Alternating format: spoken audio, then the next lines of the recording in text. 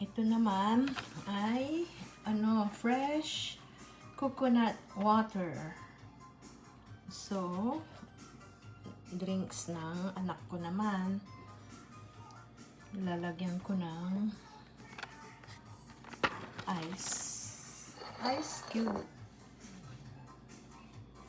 Ayan, lagyan natin ng ice. Cubes or fresh.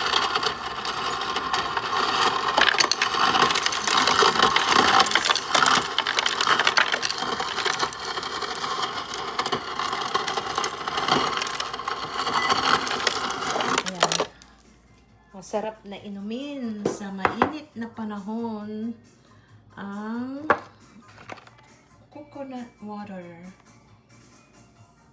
Ayan.